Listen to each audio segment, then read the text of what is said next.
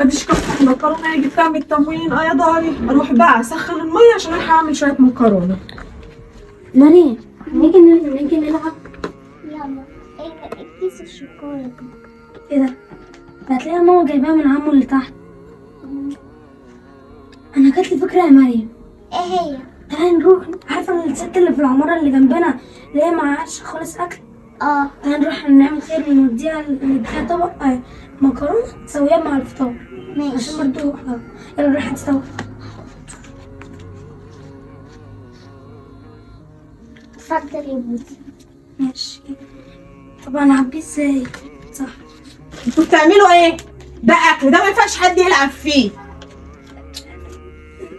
ماما بصراحة كنت عايزة اقول لك على حاجة. قول يا اخويا. احنا جينا انا ومريم نلعب بالتابلت. لقينا المكرونة دي، قلنا نعمل خير يعني.